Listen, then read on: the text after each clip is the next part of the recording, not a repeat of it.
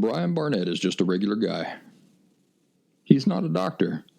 He has no legal license in any field of mental or emotional health. Brian Barnett merely shares the insights he's gained from his personal experiences for anybody who may choose to use such information as he or she personally chooses, while accepting full responsibility for his or her own individual thoughts, feelings, behaviors, and actions. Brian Barnett assumes no responsibility whatsoever for anybody's individual choice to expose himself or herself to any information that Brian Barnett shares.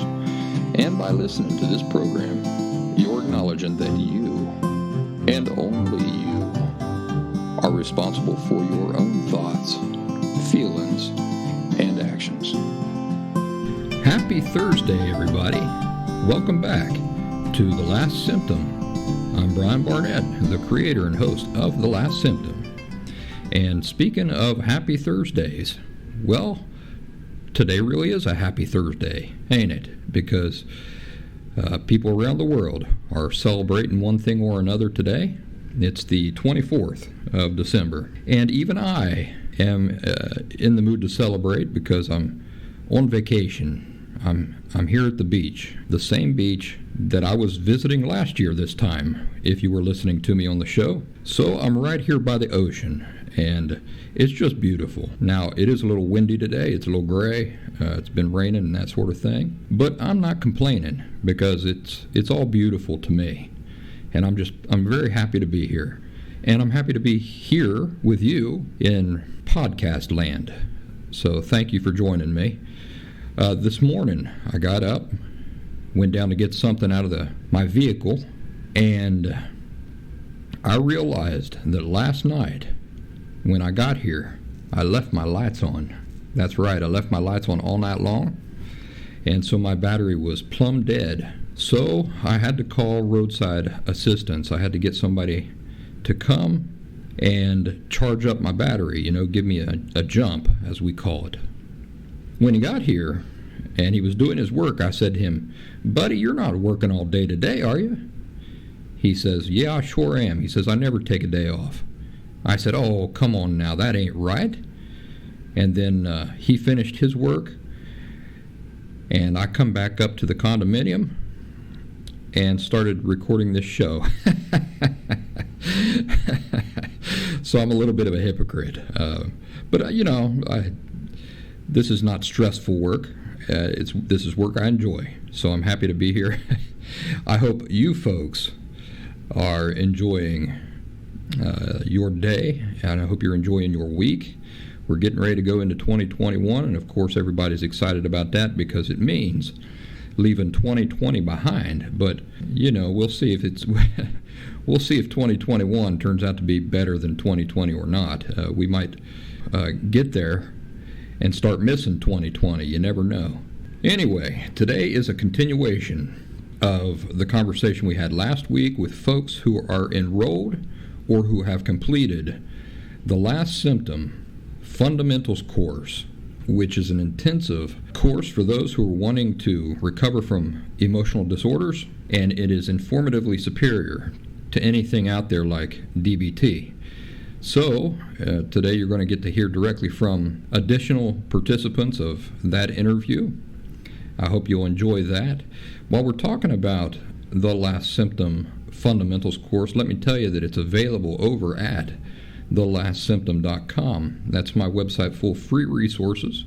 And, I hope you're taking advantage of those free resources. What you'd want to do is take advantage of the free resources, and then you'll know if the paid resources I offer are something that you might be interested in. Those are one-on-one phone conversations with me, and just recently I started offering one-on-one Zoom meetings with me, video meetings. And so those are options that you have if you like my work and you're benefiting from it.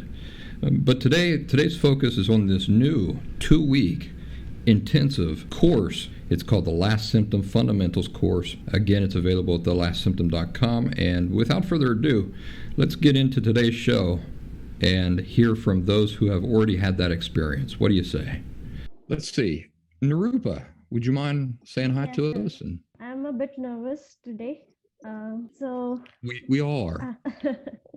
I've always felt like there was something wrong with me from my childhood. So the point where I wanted to go to a therapist was when I was in the UK for my master's. And after returning to India, I went to a therapist and got diagnosed with BPD. From then on, it's been a big roller coaster ride for me. I found you through your articles. From there, it was like validation. Like I was feeling the right things, and it was like someone was talking about my mind. And yeah, it's the course as well is very helpful. And I had a lot of epiphanies even after having the course. Like it's almost been a week now. I've completed the course. I feel like Did you say you um, have completed the course? yes. Wow, yeah, you went right through it, didn't you? Pretty fast. Yeah. Actually, right now I'm unemployed, so I have time. Narupa, you have been with me for a while, haven't you? Yeah, When almost did 2 years. you about 2 years? Yeah. Yeah. And I've had my eye on you. I'll tell you why. Because I think you feel like nobody notices you. Yes. And so there's proof that people do notice you. I noticed you. And Thank I've been you. following you along. And I really love my Indian followers a lot because I know that a lot of people are dealing with these things and they don't really have access to the same types of information. Amy says that she noticed Narupa right away. Thank you. Yeah, you've been a really nice participant in the group. You've given some really nice insights. You've been sharing those insights. Other people have benefited from those. That's been really nice. That's really nice to hear. Yes, you are a pillar of the Last Symptom group.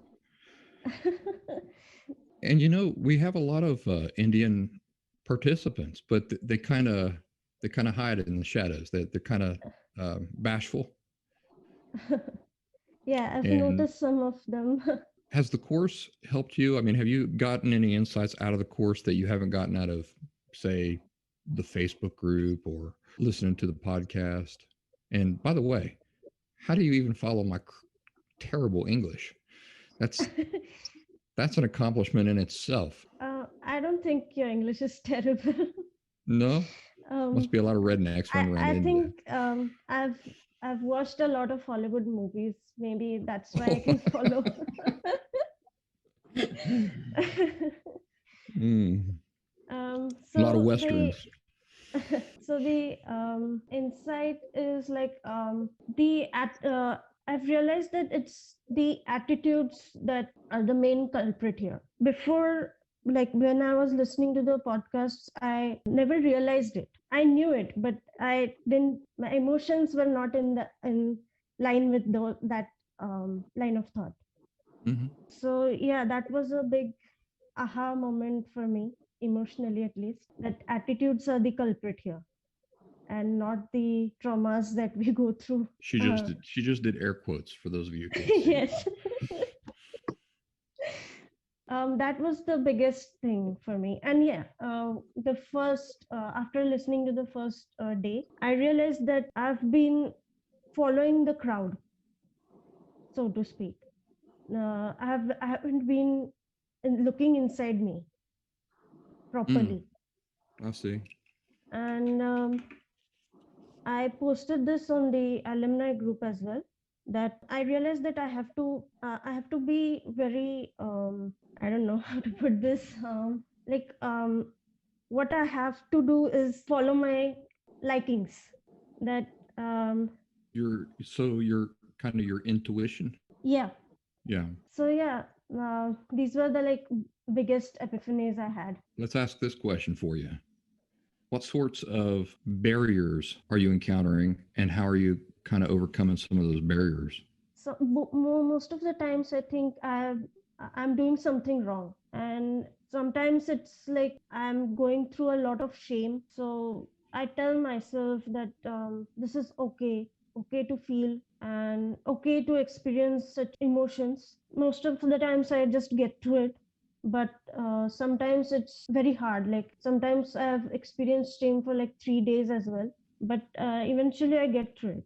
Do you ever feel like you're really alone in all this? Sometimes, yes. My mother has been a lot of help to me with this. Uh-huh.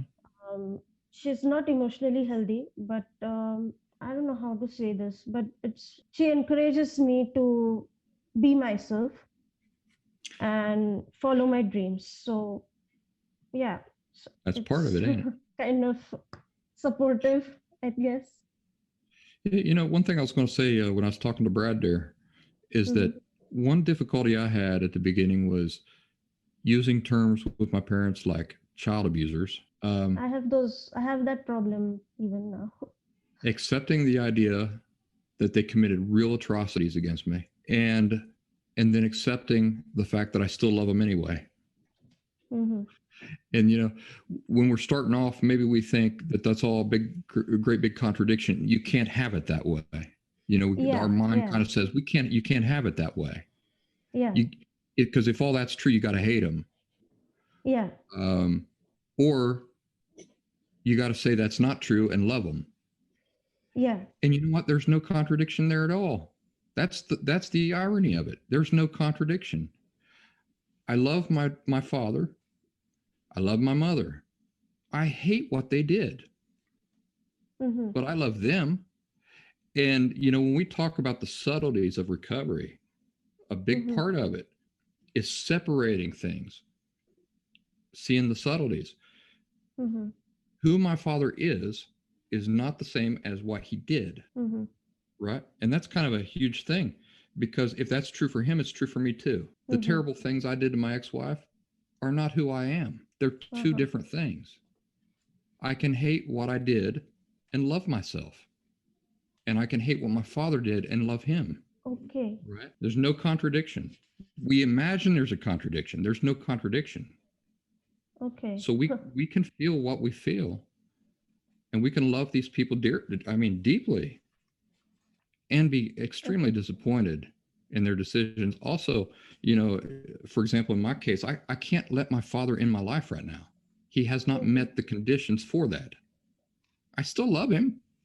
I love him to death. I wish he and I wish I could call him up this weekend and say, let's go fishing. That's what I want, because I love him. But I love being emotionally healthy even more. So he has to meet some conditions before I'm able to do that. And that goes back to the law of individual inherent rights, responsibility, and authority. He gets to choose whether or not he's going to meet those conditions. But based on his decision, I have to make some decisions for myself. Anyway, thank you so much, Narupa. Thank you. It's wonderful to have you here. You look nice tonight. I like that shirt. Thank you. Yeah. You know, women who are kind of have a dark toned skin, black or white, that's the way to go. That's just knocks it out of the park. All right. Let's see here. Eve, you've been waiting very patiently, and I'm so happy for that. Hello. You look cool lovely tattoo, tonight. Brian. What's that? Thank you. I said cool tattoo. Oh, thank you. It stopped hurting about 3 minutes ago. I'm coming to you guys from the subtropics of Australia, and it's flooding here at the moment. We're experiencing summer rain. Are you on high ground? I'm on the coast, so yeah, I'm all right.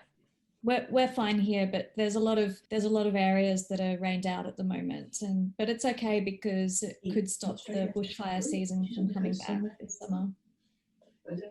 I can see you've got some more insects joining you, Brian. It's a natural, you know, this is just what you get when you get Brian Barnett. You get crickets and flies, and adds to the charm. Thank you. Thank you. So you're entering, let's see, I'm entering winter, so you must be entering spring. We're entering summer. Summer. Okay. Yeah, so we had 42 degrees Celsius here the other day. I don't know what that is in Fahrenheit. I'll check. Alexa, It's a what's lot. 42 degrees Celsius in Fahrenheit? 42 degrees Celsius is 107.6 degrees Fahrenheit. 107 degrees? Holy Yeah. mackerel. Yeah. Yeah, we're very close to the ocean here, so you can jump right into the cold water. It doesn't sound like it'd be very cold. Yeah, so yeah, we're entering summer, and I'm so privileged to be here, and it's just such an amazing opportunity to hear from everybody and to meet you. And it is, like Brad said, it's quite trippy to talk to you, because if you listen to somebody for so long, you sort of feel like you know them. So yeah, thanks for having me Well, on this chat, Brian. I've been following you for a while too. Thank you. I haven't been hearing you for a while, but I've been keeping tabs on you. I'm a little shy when it comes to, I think it might be a hangover from being a news journalist, is I'm quite shy about writing things down. So I think I've got to let go of that, because I did have a really big epiphany on the course a couple of days ago, and I was like, I've got to write this down for the group, and I'm sure Brian will appreciate it if I do. But I haven't written it yet, because I just was waiting for it to percolate for a bit longer.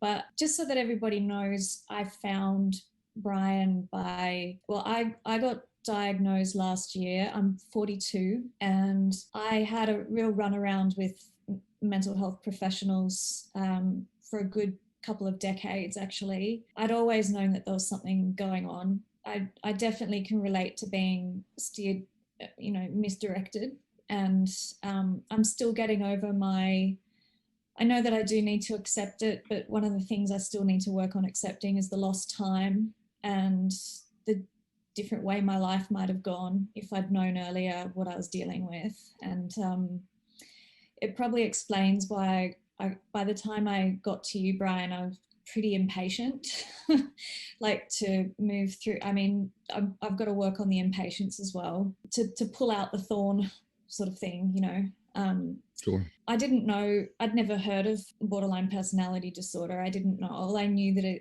I was experiencing this collection of things that, especially this feeling of utter dread about the future, and dread about getting involved closely with anybody, and realizing that I just was fairly attached to coming across quite high functioning, and I was playing a bunch of characters to put my face forward in the world. Mm-hmm. And whenever anybody got close to me, that all came under threat. So relationships were really hard for me, and I guess all the real BPD symptoms would manifest the most in relationships. And by the time I got diagnosed, I think I was a real mess. Like, I tried things over the years, like, have you heard of Louise Hay and all that Heal Your Life, manifesting things? And I was watching all my friends, close friends around me who are emotionally healthy, having all these things in life come really easily to them, like spouses and children, and a sense of place in the world and a sense of identity, and just wondering what I was doing wrong. And I the bitterness that you describe on the course, that you start to feel, where you feel like, am I missing something here? What's wrong with me? Like, why are these things so hard for me? There's definitely something wrong with me. And as in a shame sense, I'm a piece of shit. Like I can't hold down relationships. I'm evasive with my friends. I'm so lucky to have incredibly close friends, but I think that I become absent, and I'm rambling a little bit. But one of the things that you ramble all you want. I'm serious. You ramble all you want. One of the things that really stood out for me in the course that I'd never considered before, and it made so much sense to me, and I don't know if other people can relate, but when you speak about how we unconsciously believe that our feelings are irrelevant and shameful and humiliating, if we believe that about ourselves, we're likely to project that onto other people and their feelings. And it had never occurred to me that that's what I was doing. So if somebody, for example, fell in love with me and they were expressing a lot of honest, unbridled affection, I would recoil almost. And it would be, I was embarrassed for them almost, or like, I was like, there's something wrong with them. There's two things going on there. It's your inaccurate perception of their feelings. Yeah. Combined with, I'm a piece of shit, so that's what they're saying is impossible. Yeah, definitely. Right. Yeah. So that was really interesting. And I'm jumping ahead because I know you're going to ask about the course. So I'm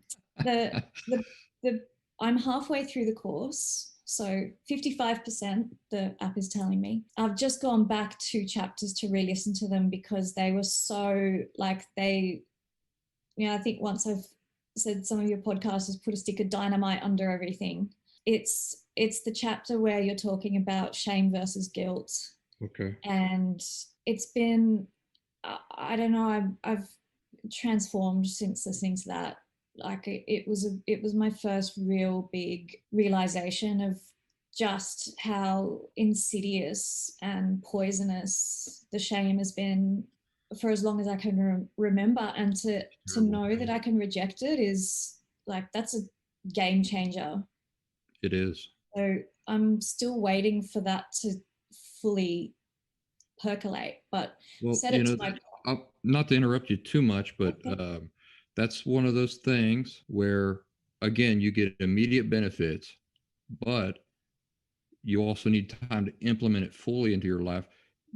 You need time for this new understanding for you to go out and live life and to have that encounter real life. Yeah. You get that practice in. And where you've spoken about, I agree with you, and where you've spoken about, it was in one of your articles, I think it was last year, where these beliefs and perceptions that we have, they're not in harmony with the nature of life. Yep. And that's why your life is manifesting in ways that, you're encountering blocks when you do try and establish a stable relationship, or when you do try and form a stable household, or whatever it is that you're trying to achieve that you can't when you're dealing with this disorder. The signs, I don't know if you always articulate everything so clearly, Brian. So, but where you've explained that, these shame perceptions are not aligned with what nature intended for us or what God intended for us. So, and I do really appreciate that you talk about our relationship with God. It's not something that, again, it wasn't until the start of the course where you talk about how these beliefs manifest for us in the outside world, where you touched on it makes you doubt your relationship with God. And I had really taken that for granted, that, I do have a strong spiritual practice, but when I've been unwell, that's the first thing to drop off, because I don't feel worthy of receiving grace from God. Right. It's my audience is so mixed. I know that there are people who don't believe in God. I have no problems with that at all. Yeah. I just know that I do believe in God. And so when I was going through recovery, there were things I had to work those things out. Yeah. What I thought about God in my unhealthy state and the way he viewed me and everything. And, it comes down to is that, religious people will tell you Jesus loves you, God loves you. Well, that doesn't do you any good if you view yourself as unlovable. No. Right. It's not about getting love. It's about being able to receive that love. And when you have borderline personality disorder or any emotional disorder, you can't receive any love. It's like a party you haven't been invited to. Like you're just watching. It's a good way to put it. Yeah. It's like all of life is happening around you and you can't penetrate that magic that everybody else seems to be in. That's right. Yeah. That's a good way to put it. I love hearing other people express the same things in their own words, because, that's real stuff. It's not being parroted. Yeah, I started many paragraphs ago when I was talking about how I found you. It was shortly after finding out about borderline personality disorder. I did obviously go on the internet, as everybody does, and I went on Quora and found some discussions there, and I just found, and this is not a judgment on those people, but just a lot of wallowing and a lot of comparing, sort of like a pain competition almost. Right. And that's just not what I wanted. I didn't need to be validated anymore. I just wanted a way out. I just wanted to feel back in control, because all those things that, you know, I touched on before, those sort of esoteric things of you can manifest anything you want in your life if you believe it, and those things never worked for me. And the reason they didn't, it was because I didn't feel worthy or lovable. So you can't manifest anything until you feel you deserve it, right? So Right. Yeah. but the frustration of that for so many years, compounding and missing out on things that were important to me, I just wanted a way out. And somebody had mentioned you in an offhand comment to one of these posts of, you know, that you had recovered fully. I'm like, who's recovered fully? So I just started to Google and I found your podcast. And the first episode I listened to was, I just picked one that had a title that resonated for me, which was, Is Your Sensitivity to Blame? Oh, Because that's just something that you hear from your parents a lot. Oh, you know, it's because you're so sensitive, you know. The way that you took parents to task in that episode, it really, like, I had sort of what Brad described, like, you know, I cried and was really, I broke down because it just was such a relief to finally have that acknowledged, that what I went through for my whole life until that point wasn't normal, and perhaps there's a different way to live. And that's what your podcast offers, in this really grounded way. And I said in a comment to Brad's introduction that I think I'm going to start calling you the chainsaw. I saw your comment about that. I laughed. I didn't have time to give you a really nice reply, but I carried that around in my head for a while. So for anyone who didn't see it, I said I want to start calling Brian the chainsaw because he cuts through the bullshit, and I'm really grateful for that. And something else that I've also said, and I say it to friends as well, is, you know, it's important to go to therapists, and you know, you need to attack this from several angles. And I am in a DBT group. I'm repeating DBT. It's kind of compulsory over here. It's different from the US. It's free in Australia on the health system. You know, I go there and I get quite restless. I watch some of the people in my group and I hear them say those, you know, and they teach those things that you've explained to us, like about the amygdala, and, you know, it is sort of like a cup of tea and a biscuit. Let's say that again. It's kind of like Brad and Darren and I were like, what? I have no idea what that means. Well, what I mean is, and this is sort of how I felt with psychologists as well, you know, what they were offering me was a cup of tea and a biscuit when I actually just wanted a wrecking ball. Oh, cup of tea. Okay, so a hot bath. Yeah, I call it the hot bath approach. All right. Yeah. You feel better afterwards, but your problems are still there. I want the earth excavator approach, you know? I'm writing that down. Cup of tea and a biscuit. You know, you need a earth excavator and a wrecking ball just to get right down to the bottom, to change your reality, which is what we need to do to escape this. Yeah, we gotta be real about stuff. I don't want to hijack the whole group discussion, but there's another thing that came to mind when I was listening to you and talking to everybody else here is, you know, that line in the Matrix where Neo gets told by the Oracle that he's not the one, and then he goes and he rescues Morpheus, and then Morpheus tells him, you know, there's a difference between knowing the path and walking the path. Mm-hmm. And I think that's what the course really helps, because the podcasts are such a treasure, but I think the course gives you the space to start to identify ways you can walk the path day to day. And that's been, a game changer for me. That was really nice. That was really nice. Thanks. So thank you so much. I'm really glad to know you, and I'm really glad that the course is meeting at least some of your expectations. You know, there Why are do some I sound, do I sound a bit impatient, like it wouldn't meet my expectations? No, but you know, I just assume that you are a woman of great class, and that hopefully that the courses, you technically, I would love to have done it like on a professional sound stage and all that. But really, it was like, the early episodes of my podcast, by the way, were terrible. If I hear them now, I just can't even get through one because I say the sound is terrible. What's with that echo? And I was kind of learning my way at the time. The course is like that. I tried to record it on Zoom. There are some technical hiccups, but informatively, people who got into the podcast early and really valued them not because of the sound quality or anything like that, but because of the information. And I've tried to make the course as professional as I can, but it's a learning process for me.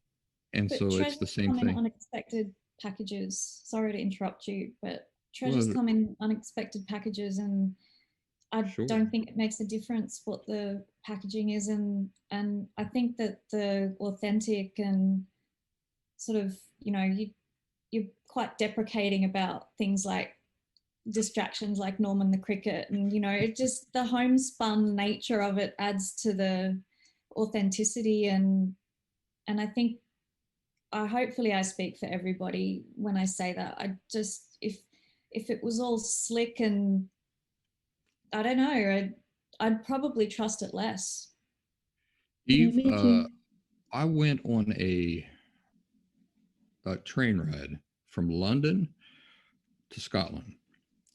And on that train, here I am, I'm the odd man out. I'm totally out of my pond. There was a couple, there was a man and a wife on the train going out of London, sitting right across from me. They were from Australia. Yeah. And it was like I had just bumped into two of my own in a foreign land. I don't know what it is about Australians, but I just feel a kinship there with my own background and stuff. It was like we really hit it off. So I just want to share that with you. I really love Australians. I have in my journal the day that Steve Irwin died. It hit me so hard. Oh. I was driving across the George Washington Bridge, Ben Franklin Bridge, in Philadelphia, and I heard the news on the radio, and I put that in my journal. I just followed him for so long, and I thought, man, he's just one of us. Like, he's just one of us.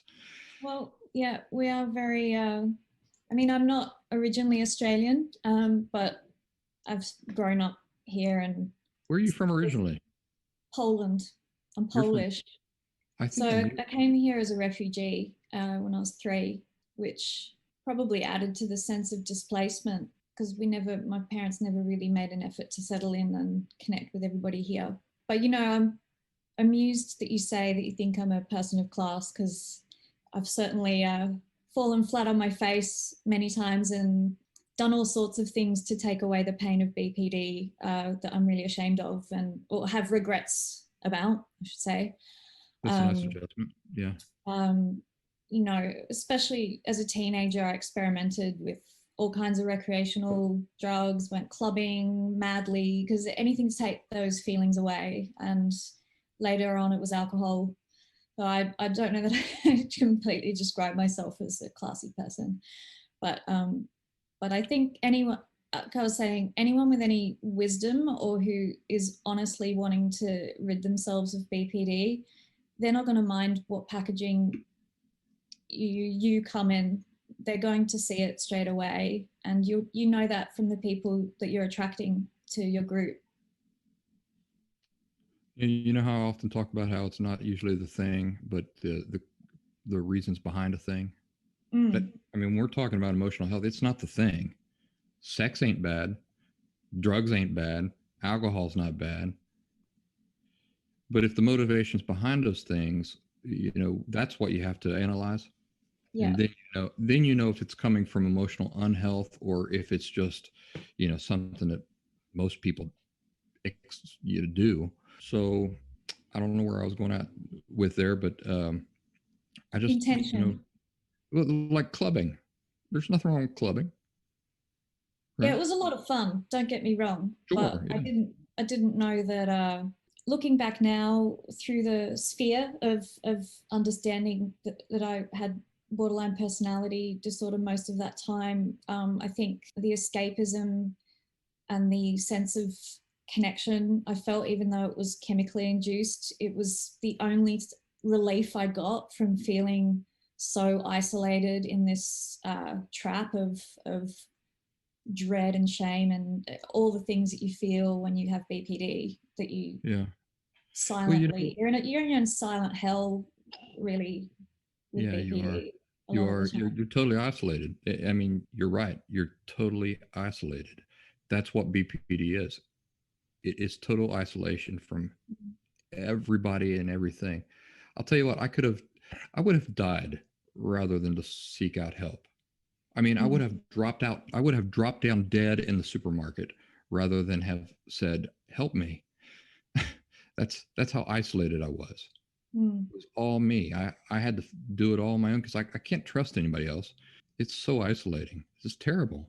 It's terrible enough to think about us going through that kind of stuff when we're grown adults.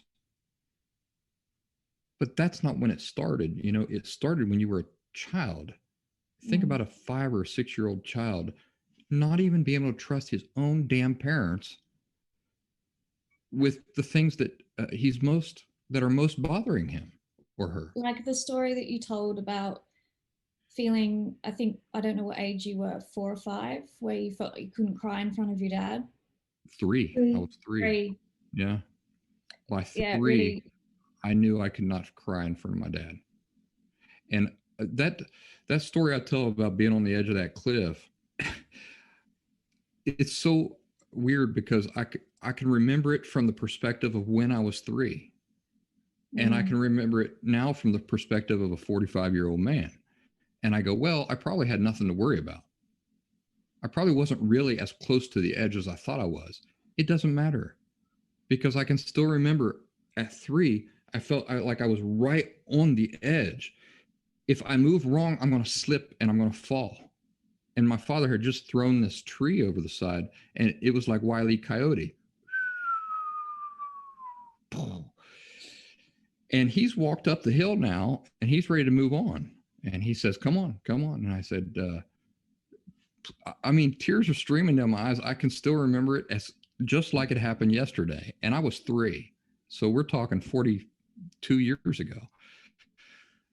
Please come pick me up. Oh, will you pull your pants up and be a big boy and just come up the hill here? And I can't imagine my daughter being that terrified and me just being like, you're so stupid. Just come up here. I can't imagine doing that to my daughter at all. And my father did that to me. It's just unbelievable to me. The attitudes that our folks live with. Now, granted, my father at the time was 20. I'm 45 now. And, I'm all about putting things into context. I'm 45. That means I'm 25 years older than my father was when that happened. And it don't matter because he was my father. And he was responsible for caring for me emotionally, not just physically. So it doesn't matter if he knew I wasn't going to fall over the side of the cliff. He should have cared that I was. It didn't occur to him that seeing the tree falling would have completely terrified you. Well, this is what I'm talking about when I say that, the people we're talking about, their perception, their erroneous perception about the nature of feelings is that if I know there's nothing to be afraid of, in other words, if I'm not afraid, you don't have any reason to be afraid. Yeah. But feelings aren't based on what, let's put it this way. Some people are afraid of clowns and some people are not. The fact that there are people who are not afraid of clowns does not mean that the fear that people who are afraid of clowns is not real. they still feel the fear. That's really what they're feeling. And on the edge of that cliff, I really was feeling terrified. It doesn't matter if I could have fallen off the cliff or not. What matters is that that's really I was terrified that I could. My father should have put value on those feelings, and he didn't, you know. And it's still astonishing to me. I've been doing this work now for 3 years. For 7 years, I was working it out on my own for myself. It's still astonishing to me that feelings have such a power over us as people. We put so much importance on intellect, on accomplishments, on these sorts of things. None of it matters. Even the person you vote for, probably emotional. It's probably got nothing to do with this up here. You think it's got something to do with this up here, but really, first you had an emotional draw, then you went back and you formed an intellectual explanation for why your emotions are right about this. It controls, our emotions are at the root of everything. And the more I do this work, the more I realize that they control everything. I think I even said it on an episode not too long ago. I think human psychology, understanding it, trumps every other discipline. It even trumps scientific discipline. I watch scientific shows all the time, and I can tell you, you're not just getting fact. You're getting psychology in there too. Human psychology is affecting the interpretations that these scientists are giving to you, right? So results just are what they are, like when you do a scientific study or something like that. But you've still got to have people interpreting those results. Critical thought is just so important in sorting fact from fiction. Anyway, I could get on this huge tangent. I'm glad I got you off on a tangent. Your big life's objective. Well, mission accomplished. Something tells me you can do it repeatedly.